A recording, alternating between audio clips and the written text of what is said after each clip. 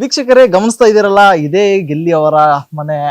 ಗಿಲ್ಲಿ ಅವರು ಮನೆ ಪಕ್ಕದಲ್ಲೇ ಒಂದು ಬ್ಯಾನರ್ ಅನ್ನ ಹಾಕಿದ್ದಾರೆ. ಅತಿ ವಿಜೃಂಭಣೆಯಿಂದ ಗಿಲ್ಲಿ ನಟ ಗೆದ್ದು ಬರ್ಲಿ ಅಂತ ಹೇಳಿ ದಡಪುರ ಗ್ರಾಮಸ್ಥರು ಆಶಿಸ್ತಾ ಇದ್ದಾರೆ.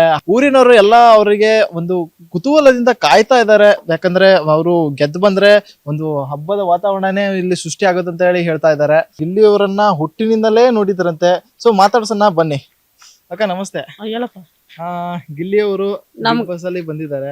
ಗೊತ್ತಪ್ಪ. ಯಾವಾಗಿಂದ ನೋಡ್ತಾ ಇದ್ದಾರೆ? ನಾನು ಚಿಕ್ಕೂರಿಂದಲೂ ಇಲ್ಲೇ ಅವ್ರು ನನ್ನ ತಮ್ಮನೇ ಆಗ್ಬೇಕಪ್ಪ ಅವ್ರು. ಹೌದಾ? ನಮ್ ಚಿಕ್ಕಪ್ಪನ ಮಗನೇ ಆಗ್ಬೇಕು. ನಾವ್ ಗೆದ್ದು ಬರ್ಲಿ ಅಂತ ಅವಾಗಿಂದನೂ ಕಾಯ್ತಾಮಿ. ಗೆಲ್ತೇನೆ ಅಂತ ಭರವಸೆ ಇಟ್ಕೊಂಡಮಿ. ನೋಡು ದೇವ್ರು ಏನ್ ಮಾಡ್ತಾನೆ ಅಂತ ನನ್ಗೂ ಗೊತ್ತಿಲ್ಲ. ಅವಾಗಿಂದನೂ ಅವನು ಆಟದಲ್ಲಿ ಬೆಳೆದ್ರಲ್ಲಿ ಓದೋದ್ರಲ್ಲಿ ಎಲ್ಲ ಚೆನ್ನಾಗಿ ಓದ್ಕೊಬಂದ್ನ. ಇಲ್ಲೇ ಹುಟ್ಟು ಬೆಳೆದು ಇಷ್ಟು ಬೇಗ ಬರ್ತಾನೆ ಅಂತ ನಮಗೂ ಗೊತ್ತಿರಲಿಲ್ಲ. ಇವಾಗ ಏನೋ ಗೆದ್ದು ಬರ್ತಾನೆ ಅಂತ ತುಂಬಾ ಆಶೀರ್ವಾದ ಮಾಡ್ತೀವಿ ಅವ್ನಿಗೆ. ಆಸೆ ಪಟ್ಕೊಂಡಿವಿ.